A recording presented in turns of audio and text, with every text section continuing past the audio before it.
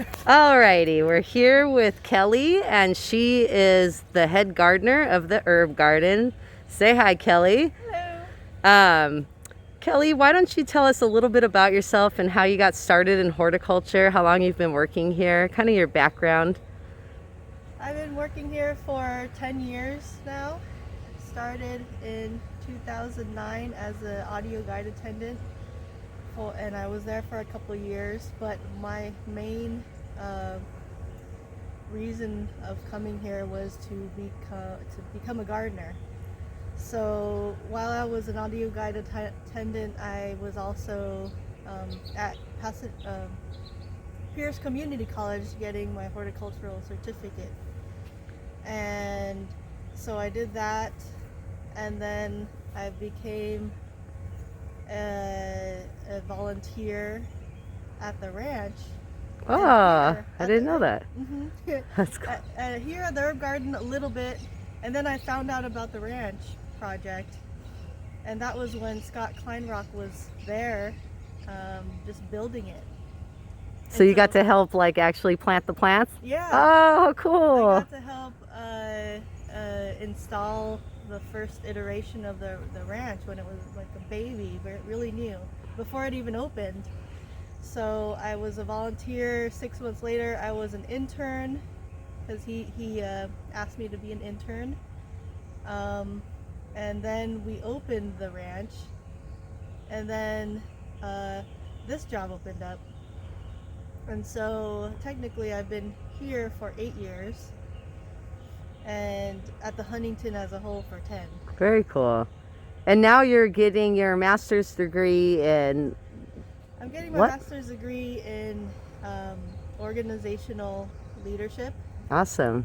And one thing I guess I decided was that it was hard to find, maybe things have changed now, things have kind of rapidly changed in the virtual world, but it was hard to find like a natural science or environmental degree online, because it was like, do I quit my professional job to then spend all my time and resources on a master's? And I don't have those type of resources, right? So I had to decide, okay, what can I do, and what's something that can kind of fit and be maybe more general. And I thought, looking around, and I thought, knowing how to be a good leader, knowing how to be a good manager, even if I'm not at the top CEO, whatever, directorial level, just being able to, being able to treat people well, and definitely. And I think that's something in our industry where people can be real plant people, but sometimes aren't people or aren't great at managing or kind of organizing. So I think it's really amazing that you're going to have both of those skill sets, the practical, skill set with plants, and then also that practical skill set with people, right? Because we need people to kind of dictate what we're doing in our horticultural endeavors. So that's really cool. Yeah, and whatever you decide to do in the horticultural endeavor or outside of it, I've learned definitely that there are good managers, but managers can still be bad leaders. And I don't know, being able to kind of getting perspective and seeing things at a bird's eye view, as well as seeing things in a smaller micro sense is a good thing to have. Right. So how I apply it, I'm not sure, but what I'm trying to do, at least with my capstone, is right now here at the Huntington, we're trying to get the president is trying to encourage more interdepartmental relationships, because we have the 3 collection areas: the art, library, and botanical gardens. And historically, they've always been, they've called them silos, and they've always been kind of separated. And our current president wants us to do more partnerships, and so that's what I'm gonna write about in my capstone project, is how do we create interdepartmental relationships. Oh, that's awesome. I can't wait to read that. I want to know how to do that. I want to be a part of it. That's awesome. Good for you. That's amazing. Can you tell us a little bit about this garden, the herb garden? Yeah. Oh, there's our geese. The garden is comprised of, I would say, stories and use of plants and the stories of plants. And so, for the sake of being educational and it being historically, humans like to categorize things, and so we have sort of four main categories of use. So here in this kind of quarter is culinary and edible and flavoring, spices. This area here is medicinal, and then you go to the back area, that's dye, fiber, crafts, materials. Oh, okay. And then in the back over there on that side, on the west side, is cosmetic and perfume. Now, a lot of people ask, and I completely agree, we like to categorize things, but plants don't like to categorize. And so when I started here, there was really kind of strict categorization, like even bed by bed, this did that and that did this. And Scott, who was my manager at that time, we tried to recreate this original plan. And again, we like to categorize things, but plants don't like to be categorized generally. So we would end up with, say, these two things are both medicinal or cosmetic, but one liked shade and the other liked sun. One liked less water, the other one liked more water. They were all right next to each other. Right. So guess what happened? 60% of them died. And so what I've had, they didn't care about the categories, it sounds exactly. like. And then you have the problem of, okay, but what about rosemary and lavender? I mean, a lot of these things fit into more than one category. So I've really focused more on the horticulture. And when you walk into this garden, how do you feel? Right. And then the categories, maybe there was like a dozen before, but now there's those general broad strokes of 4 uses. And you will find rosemary in almost every, Right, so we're going to see repeats throughout the garden. Yeah. We're going to see medicinals, and yeah, cosmetics in other areas. and it may depend on, because they just do better over there than over here. Right. I mean, it's been, it's tricky. It's a living thing. Right. They're living entities and beings. So Right. So you just have to kind of play with it. Well, we can see by the expounding nature that your garden's offering, it's obviously the right choice you've made by being more horticulturally balanced rather than trying to put them into a book and categorize them. And then the other thing I'd like to add is, essentially, when a visitor comes through, which you guys might know, we may have under 1 million a year, and they're in one garden, and we have 16 themed gardens. They're in one garden maybe 7 minutes tops, maybe 2 minutes, 3 minutes. So it's, I think, in that situation, what is something that'll engage them in that small amount of time, because we're not an herbal school, we're not medicinal herbal school. So it's more about coming in, and I'm leaning more towards kind of the sensory experience. So Right. smelling and textures and color, and then we have an educational table over there. We have docents that I train, and it's you know, teaching them about things you could make, very simple homemade things, and I feel That's like cool. that seems to be more inspiring to a general public member than trying to, you know, and then you could go deeper, you know, the more Right, yeah, inclusive that you if could it's have spark, layers. Yeah. I totally agree with that, because the more you can spark the interest, then that gives your constituent homework, right? Then all of a Yes. sudden they become interested in a specific plant or smell or use, and then, you know, they can always find out more information about that from you, your docents, and Mhm. biblio references. You know, the internet nowadays, right, is kind of a Exactly. good And then resource. also providing, you know, partnering with the education Mm-hmm. department and providing programs that would kind of, and workshops that would kind of go, so people do ask a lot, do you have any workshops that you teach and this and that, so And you have big programs, right? Your Fiber Arts Day, and it unfortunately got canceled this year. that's actually, yeah, that was supposed to be this weekend. Oh, I'm Oh, so look at sorry to this. bring it up. Last weekend was supposed to be our sale, so I was like, No.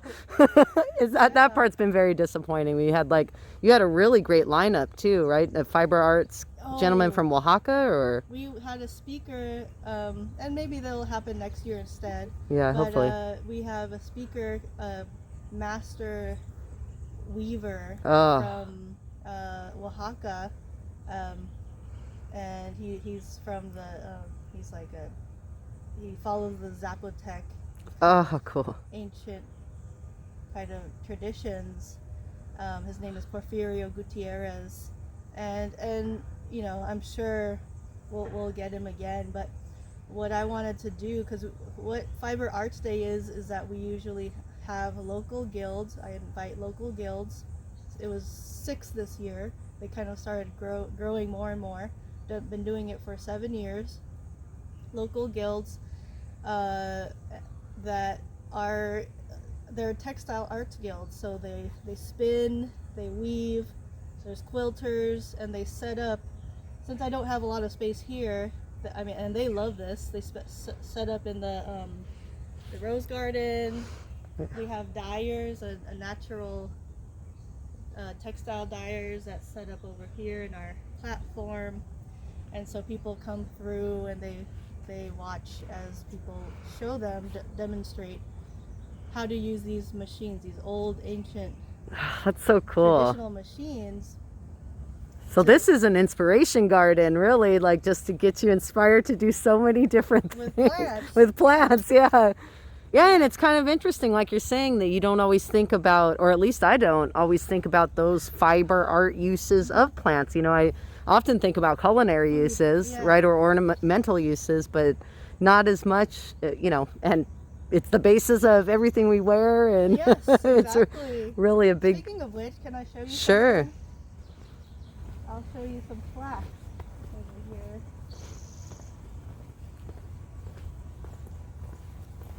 We have a lot of weeds coming up. All a part of nature and job security. Yeah. Okay.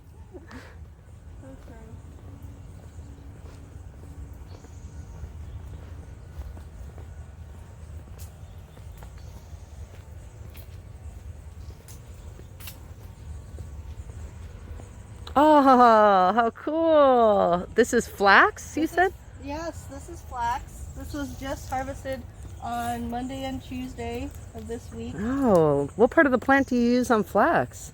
The whole stem. It's Oh, wow. called a bast fiber. And see, this is one of my favorite plants. People have asked me over the years, what's your favorite useful plant or herb? Oh, and you have an answer. That's I so finally- awesome. Yes. How long did it take you? 7 years? Many years. It's only been like the last couple of years. Oh, okay. And I'm like, oh, I know what my answer is now. That's so cool. So I would say that this flax is in every category. That's probably why I like it. Mm-hmm. You could eat it. It has cosmetic purposes. you know, linseed oil for painting, and then fiber, linum or linen. That's where it comes from? That's where it comes from. Oh my gosh. From the fibers. I mean, I didn't the realize stem that. here. How cool. So what you have to do is, it's called retting, or essentially rotting. Uh-huh. And so you're essentially, well, all you're trying to do is dry this, and then you rot it, and you're separating the pith, Yeah. the inner pith, from the outer fiber. Oh, awesome. You have to do a bunch of breaking and combing, and there's a lot. It's kind of labor intensive. Who are you going to have to help you? Who am I gonna? You're going to have to do it all by yourself? You should. Well, Melanie and I might be able to help you. And, Ooh, really? well, yeah, because I want her to get more experiences here. And, I mean, we got a lot to do, but this is a lot of flax. I It can't. is. Yeah. I would love some help. Yeah, well, I'd I love would to love it. be here Okay. when you do it. Oh, wonderful. That'd be fun. Good. Okay, so now, you have to pull it out when it's like, you have to harvest it, roots and all. Oh, wow. When it's about 2/3 green, yellow to green. So it's about to senesce right now. Like, that's Yes. what it's doing. Okay. Yes. And then, you know, you can, I don't know if these seeds are necessarily viable, so I'm gonna Mhm. have to try that out. Separate the seeds, and then cut. Viable, like you're saying, to actually replant and Replant. propagate. Oh, okay. Yeah, I'm not sure. Then you might have had to let them dry down a little bit A more. little more. So I'm gonna. It's this is all new to me too. Oh, okay. Is this the first time that you processed flax? No, I processed a little bit. Oh, okay. I have a little from the year, but this time I was kind of doing it haphazardly, Yeah. trying it. This time I'm really Yeah, you really have an operation going here deliberate too. about what I'm doing and learning and documenting. Yeah, exactly. So what you're gonna harvest is linen, like the fibers Yeah. for it. so Oh, you how have cool. to dry it. So it probably may take a month to dry. It has Okay. to be brown and dry and brittle, and then you have to rot it or ret it. Ret it. Yeah. Okay. And you do that by just soaking it in a tub, Uh-huh. or you could put it in a stream. There's a lot of ancient civilizations that have thrown it in a stream, put rocks on top of it, Oh my goodness. and then that kind of helps to just automatically remove the pith, I think. Ah, So too bad we can do it in the Japanese garden wanna since we don't have people in here. I want to try. Yeah, you should. I'm gonna ask David, and I'm gonna ask Shadi if I can utilize one of these streams. Yeah, for sure. And then that's when I'll need probably your help Yeah. to break it. Now, there's all these fancy machineries that do it, and I don't have any of that stuff, so I've been doing it by hand, just, you know. Yeah, well, the human body, the first original Yeah. machine, right? Yeah. In our world, at least. So anyway, the point being, this is the fun part. Everything's a fun part, Yeah. don't get me wrong, but as I've kind of developed my taste and my for being the gardener and the horticulturist in the herb garden, just learning and being connected to ancient ways of doing things, Right. and realizing, oh my gosh, this It's made from that. is made from that, and That's crazy. you know, is like, you know, you get this appreciation. I mean, I have such appreciation.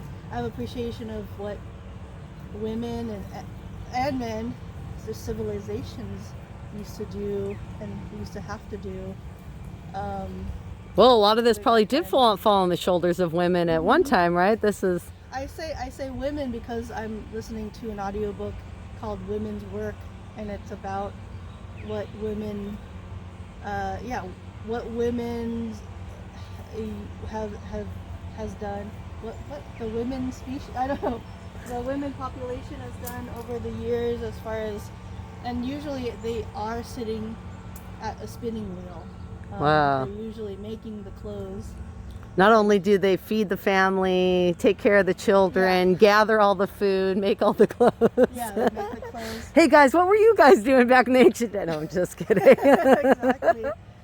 And now it seems like textiles are just kind of like, just throw away. Right, and a lot of more synthetic fibers as well, a lot of plastic, and which leads to a lot of pollution. a lot of waste. Yeah, we have a big a fashion department at Mount Sac, and they always do, well, you know, because Jared's in charge of that sustainability awards. Yeah.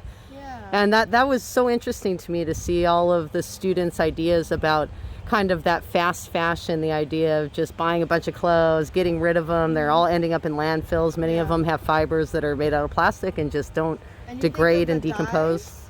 The dyes on these things, you know, it used to be that you would use cochineal and madder and indigo things. I mean, it's amazing to me what colors you can create out of just natural dyes. Right.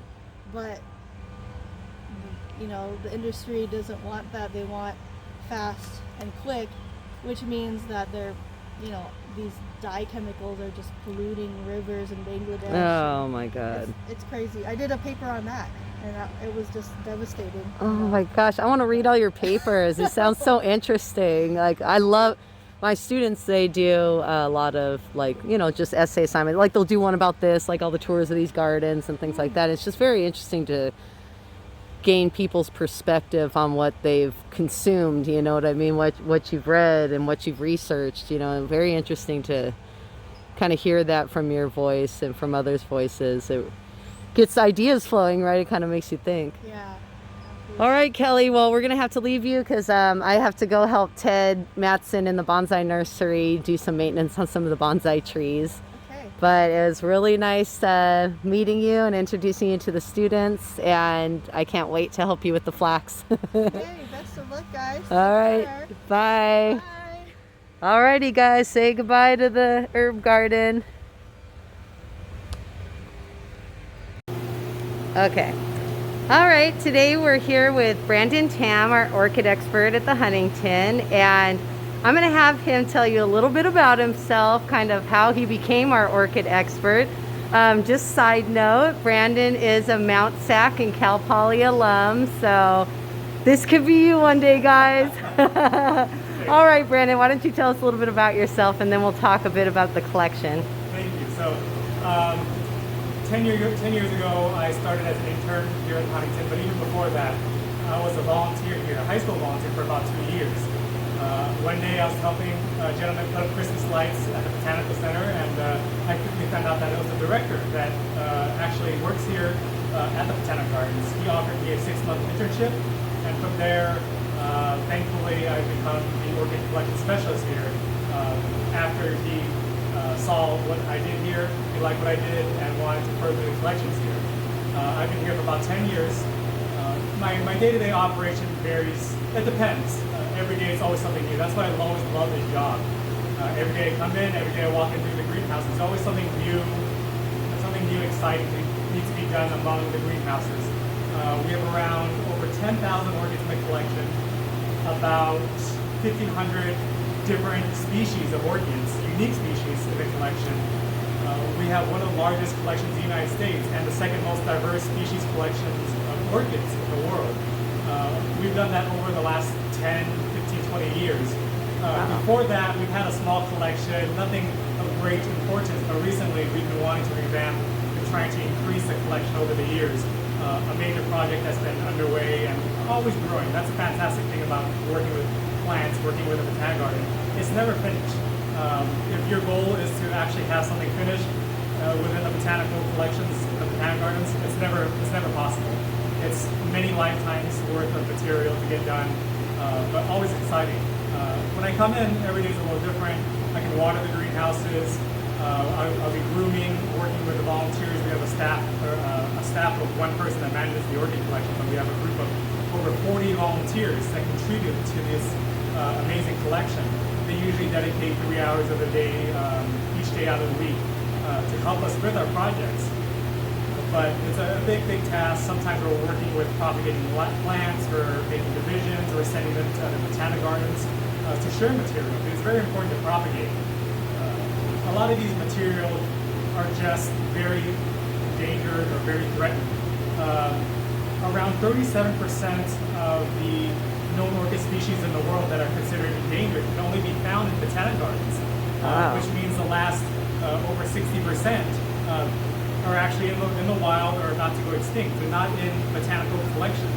So it's very important that we go out and we try to encourage to find more orchids so that we can actually care for them within our collections. Because as we all know, as climate change occurs, it's a little harder for plants to make it out there in the wild. So at least we have a backup copy of it in our collections that we can actually propagate, share, and hopefully promote within the orchid community. Right now we're actually in the slipper greenhouse, which is greenhouse number 4. In here we have around 7,000 slipper orchids. A lot of them hybrids, but a good chunk of them are actually species. As we come down, we can come down here. We can take a look at a few other things here. Here's a very cool, one of my favorite slipper orchids here. This is Paphiopedilum tigrinum. And this species is actually from the Yunnan province in China. What makes this so important is that it's actually quite endangered in the wild. And on top of that, it's very, very hard to propagate. As you can see here, we're actively pollinating flowers here. If you see one of these tags on one of the flower inflorescences, you can see that it's a cross between a species, and we're trying to propagate more seeds of this specific plant. Now, I did this about 8 years ago. 8 years ago. So it takes about 1 year for the pod to ripen, and from that, we send it to the lab and we propagate it in the lab. So this is one of the offsprings of that plant that we produced in the lab there. Very cool. And this actually took me 8 years in total. Wow. And it's this size. So a lot of time, a lot of investment. Unfortunately, it's taking quite a bit of time, and it's natural for this plant. This plant's a very slow grower, very hard to grow. And the offsprings that actually come out of the flask, you're going to get about a 95% death rate among the ones you actually propagate. So very finicky plant, but it took me about 8 years to get to this size. From actually a seed pod, from a year from it ripening to sending it to the lab for about 2 years, taking it out of the lab, it'll take an additional 6 years to get to this size. And on average, it can take about 8 years from pollination to flowering. So that's why it takes a lot of time. It takes a lot of greenhouse space for these to propagate over time. That's why when you go to your local home improvement store, it's not saying that these are those Trader Joe's plants, but when you go to the local home improvement stores, orchids can be a little on the pricey side, but at the same time, you gotta remember that they're taking a lot of greenhouse space, heating, cooling, watering, over the span of 8 years from seed, from blooming. So it does take a bit of time to do, but this is one fantastic example of our conservation work here at the Huntington. On top of just managing the health of these plants, it's always very important that we propagate and we promote the growth of these orchids over time. And does having a tissue culture laboratory here, or just in general in the orchid industry, does that increase the amount of plants that you can offer the general public? Yes, absolutely. So plant labs and tissue culture and germination of that sort, very, very important. With orchids, the only way that you can propagate these orchids outside of its natural habitat is in the lab, because in the wild there's a specific mycorrhiza that helps germinate these seeds. Unfortunately, we don't have that mycorrhiza here out of its habitat, because a lot of these orchids are germinated by mycorrhiza, specific mycorrhiza. Just like these orchids are pollinated by a specific pollinator, by one specific species of that bug. So very, very important that we have these labs. We can't propagate these outside of its natural habitat, so that's why we need to do it in labs.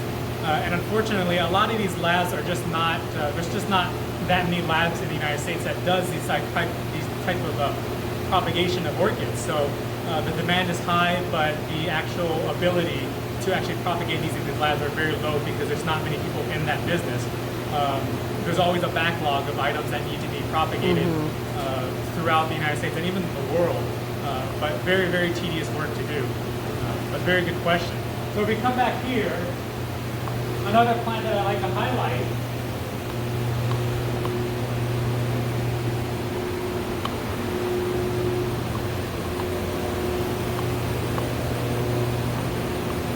back here is half entire bench what is Nexapedium xerophyticum. It's actually from Oaxaca, and it's all one single species. And you might be wondering, why am I collecting half a bench worth of this specific species? This species is no longer in the wild because it's extinct due to a wildfire that went through its natural habitat, and on top of that, there's been an over-collecting of marble in its natural habitat in Oaxaca. So my efforts on day-to-day is just looking through these plants and making sure that we can propagate them to a greater extent. These plants are extinct in the wild, rarely seen in cultivation, and our goal here at the Huntington and in the collection is to propagate as many as we can and to share that with botanic gardens throughout the United States and even in the world, because it's not commonly seen. So these came out of the lab about a year ago, and these are actually babies. Now, these are extremely hard to propagate as well. There's not many labs out there that can propagate these successfully. So we're actually very happy that the lab that we're working with closely is able to produce these fairly well. That's awesome. We're happy, we're thrilled, and as we try to grow these more efficiently, we want to send these out to botanic gardens. We want to share it with the world, because once it's gone in the wild, the last collections that we'll have are the ones that we have in our greenhouses and the ones that we share it with. Very, very challenging to grow because many people have a challenge growing them in the proper climates. But as you can see here, we're actually making divisions of these to share. Because that's originally, about 10 years ago, that was the only way to actually share this division, to share with other botanic gardens, to make divisions. Thankfully, we made some progress in discovering ways of finding out ways to actually propagate this plant. But very successful, and just really happy that we're making progress with that. But just another conservation effort that we're trying to do here at the Huntington. Can I ask you a question, Brandon? Yeah. What are some of the other ways besides commercial that you get plant material if it's so endangered in the wild? Is it through trading practices or? Yeah, so there's a lot of the efforts are through nurseries because they're the ones that know best their government, their local governments, and the local laws. Of course, orchids are highly regarded as a plant that's illegally traded among the market, and because of that, there are certain laws that protect plants, such as CITES, to protect plants from being transferred from one country to the next without the proper permits. So you actually really have to tap into your local nurseries in those countries. For example, in Ecuador, we work very closely with Ecuagenera, who's an expert, does all the paperwork, and knows how to go in the wild, and of course, ask the government first for permission, get the permits to go in the wild, collect plants, bring it out into their nursery, and propagate them so that they can sell it on the market. And this is actually very beneficial to the orchid community because you want to make these plants available. The more available these plants become, the less chances of it becoming traded illegally on the black market. I see. So that's really the only way. As for me, I don't know the local laws of Ecuador. I don't know how to connect with the government. It could be a language barrier. It could be a misunderstanding of different cultures, and not only a misunderstanding, but the efficiency. They're a lot more efficient over there because they know how to communicate with the government. They know what parameters they operate under. And Ecuador can be fairly picky with the way that they collect plant material. There's a higher chance that they'll give that permission to a citizen of Ecuador versus a citizen from America. Absolutely. So it makes more sense. But of course, as Americans, as non-citizens of Ecuador, we can go out into the wild and research more about that plant. But we can't necessarily collect that plant because it's just a little more challenging for us.